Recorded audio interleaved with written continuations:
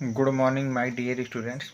आज की हम क्लास में बेटा CUET एग्ज़ाम के विषय में बात करेंगे कि इसमें क्या क्या आपके पास एलिजिबिलिटी होनी चाहिए, फार्म को कब भरना है, पेपर आपका किस मोड में होगा, ऑनलाइन ऑफलाइन, किस सब्जेक्ट में ज़्यादा फोकस करना है, कितने नंबर ऑफ क्वेश्चन आएंगे, उनमें मार्किंग किस पैटर्न में होगी। इन सब बातों की विषयों में आपकी बातें की जाएंगी बेटा।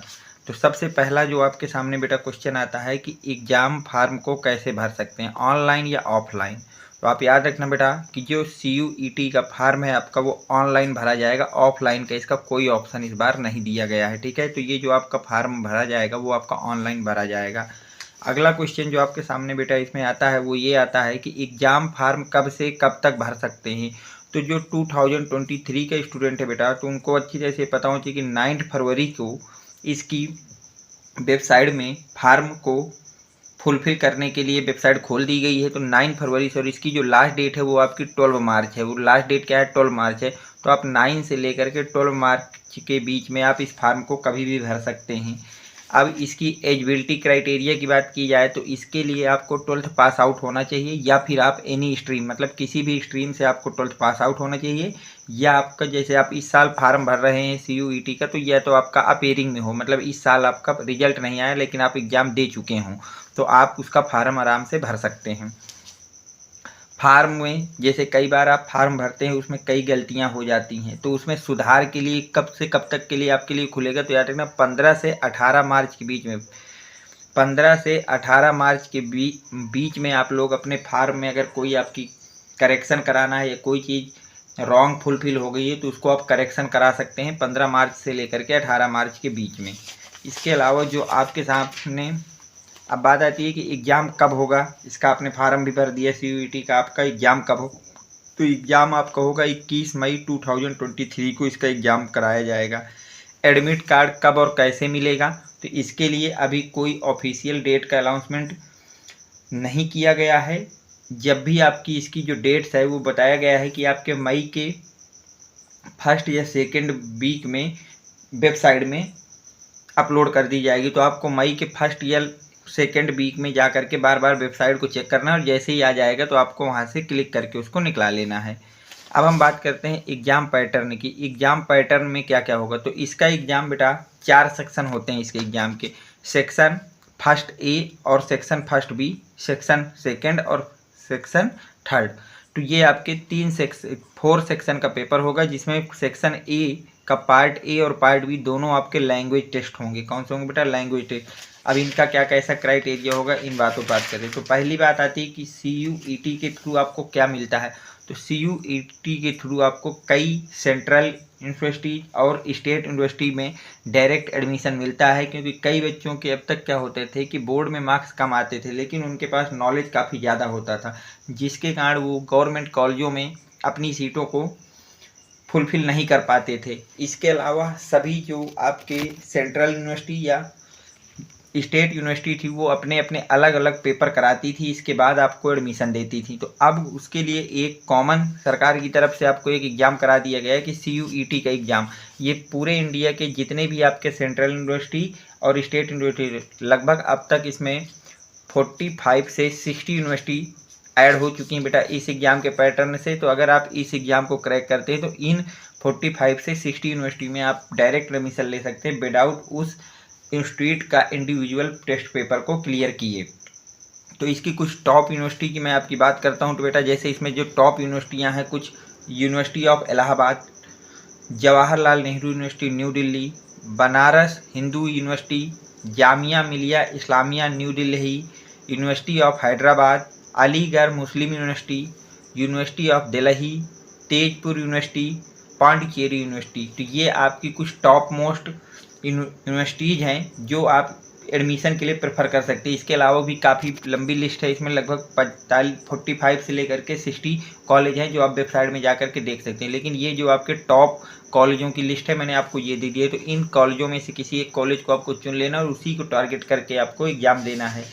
अब एग्ज़ाम में देखिए सेक्शन ए में क्या कैसा होगा, क्योंकि मैंने बताया कि जो आपका एग्ज़ाम होगा वो 4 सेक्शन में हो। तो सेक्शन ए में आपके पास कुल 13 लैंग्वेज दी जाएंगी, जिसमें से आपको किसी भी एक इंडिविजुअल लैंग्वेज को चूज करना होगा और उससे रिलेट करके पेपर आपसे पूछा जाएगा। आप उसमें हिंदी, इंग्लिश, असम, बंगाली, गुजराती, ओडिशा, कन्नड़, पंजाबी, मलयालम, तमिल, मराठी, तेलुगु, उर्दू, इनमें से कोई भी एक भाषा आपको सिलेक्शन कर लेना है। जब आप फार्म को फुलफिल करेंगे उसी समय आपको ये इनमें से कोई एक भाषा आपको सिलेक्ट कर लेनी होगी। मान लीजिए आपने हिंदी चूज की, अब क्या होगा, आपने जो भी भाषा चूज की है तो उसके नंबर ऑफ क्वेश्चन आपसे 50 ऑब्जेक्टिव क्वेश्चन पूछे जाएंगे।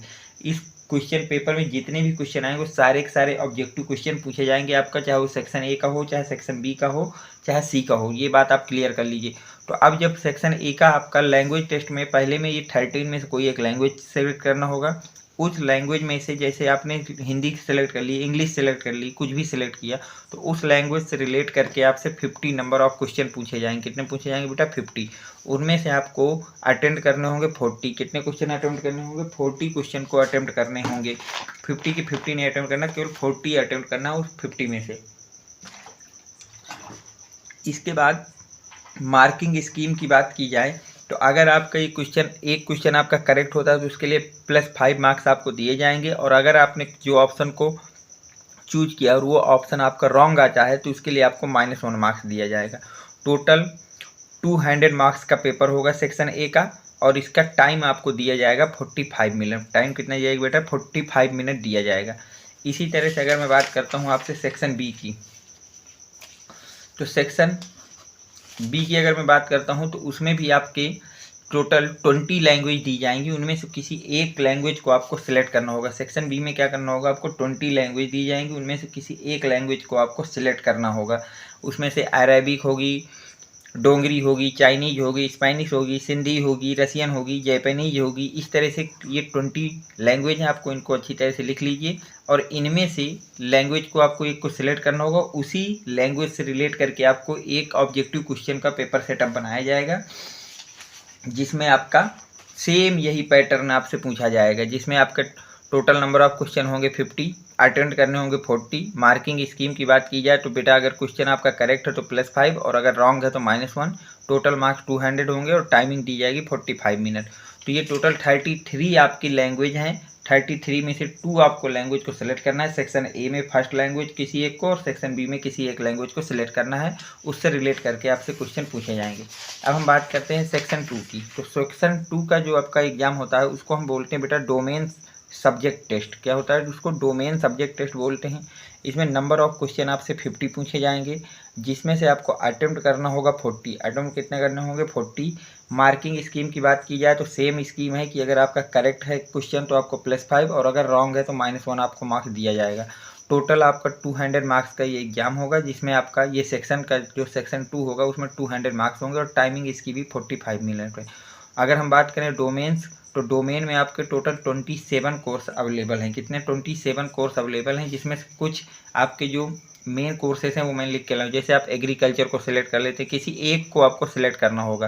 केमिस्ट्री को सिलेक्ट कर सकते हैं, अकाउंटेंसी को सिलेक्ट कर सकते हैं, एंथ्रोपोलॉजी को, बायोलॉजी को सिलेक्ट कर सकते हैं, बिजनेस स्टडी को सिलेक्ट कर सकते हैं, कंप्यूटर साइंस को सिलेक्ट कर सकते हैं, मैथमेटिक्स को सिलेक्ट कर सकते हैं, हिस्ट्री हो गई, होम साइंस हो गई, लीगल स्टडी हो गई, नॉलेज ट्रेडिशनल, प्रैक्टिस इंडिया हो गई। ये आपकी टोटल मैंने लैंग्वेज लिख दी हैं। तो इनमें से किसी एक आपको डोमेन को सिलेक्ट करना है और उस डोमेन से रिलेटेड आपसे 50 क्वेश्चन पूछे जाएंगे। उनमें से आपको 40 अटेंड करने होंगे और बाकी बातें मैंने बता दी। तो इसमें से कोई आपको एक सब्जेक्ट को सिलेक्ट कर लेना और उससे रिलेटेड आएगा।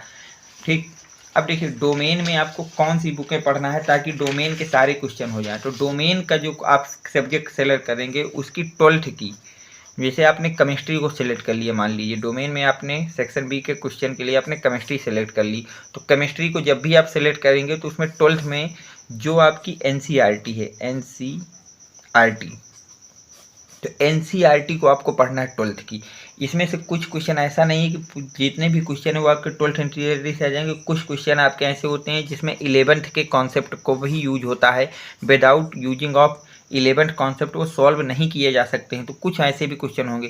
तो आपको अगर अच्छी तरह से आपने स्टडी की है, आपको सब कुछ आता है, तो आपको 11th 12th दोनों की एनसीईआरटी पढ़ लेना है उस सब्जेक्ट की जो भी आप डोमेन में सिलेक्ट कर रहे हैं। लेकिन अगर आपने 11th को सही से नहीं पढ़ा है तो आपको केवल 12th के केमिस्ट्री पे फोकस करना है, सॉरी केमिस्ट्री कह रहा हूँ, जो भी आप डोमेन के अंदर सब्जेक्ट सेलेक्ट करेंगे उसके 12th की एनसीईआरटी को फोकस करना है। इसके अलावा आपको कुछ भी नहीं पढ़ना है। सारे क्वेश्चन जो प्रीवियस ईयर जो आपका पिछले साल का पैटर्न देखा गया था उसमें सीबीएसई के एनसीईआरटी से ही पूछा गया था, तो आपको एनसीईआरटी पढ़ना है और उस सब्जेक्ट की पढ़ना है जो आपको डोमेन में सिलेक्ट करना है। लेकिन अगर आपको अच्छी तरह से 12th का नॉलेज है, 11th का भी आ रहा है, तो आपको 11 12 दोनों को प्रैक्टिस करना है ताकि आपके पेपर में कोई भी क्वेश्चन को डाउटफुल रहने की चांसेज ना हो।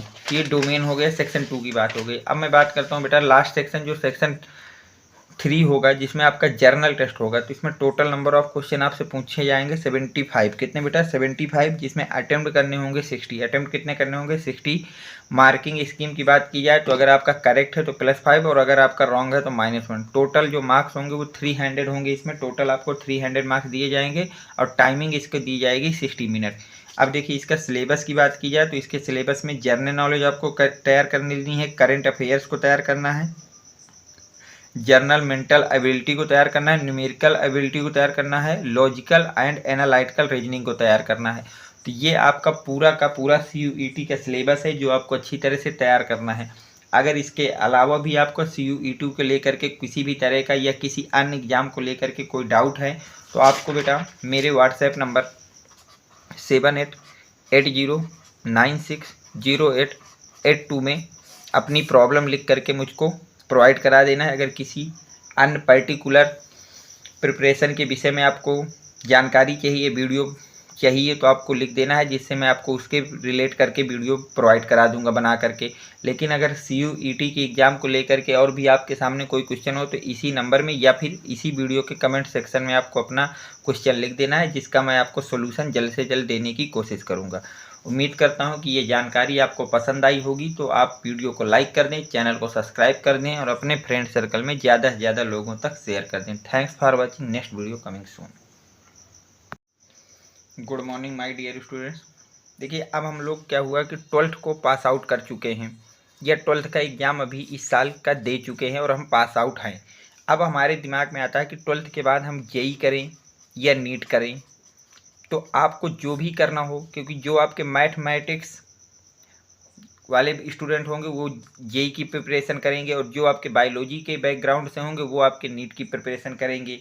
तो आपको सबसे पहली समस्या ये आती है कि JEE और नीट में पेपर का सीक्वेंस कैसा है और क्या कैसा है। तो इस वीडियो में हम लोग बात करेंगे JEE और नीट दोनों के पेपर के पैटर्न की, कि पेपर में कितने क्वेश्चन पूछे जाते हैं, किस सब्जेक्ट से कितने क्वेश्चन होते हैं और कौन सी बुक किस सब्जेक्ट के लिए हमको प्रेफर करना है। तो इस वीडियो में हमको बात करना है केवल JEE और नीट की पेपर पैटर्न और उसकी कुछ बुकों की विषय में बात करना है। तो सबसे पहले हम बात करते हैं JEE की, फिर इसके बाद हम करेंगे नीट की बात। तो देखिए JEE का पेपर जो होता है उसमें आपके टोटल 75 क्वेश्चन पूछे जाते हैं आपसे, जिसमें मैथ के 25 क्वेश्चन होते हैं, फिजिक्स के 25 क्वेश्चन होते हैं और केमिस्ट्री के 25 क्वेश्चन होते हैं। टोटल 75 क्वेश्चन आपसे पूछे जाते हैं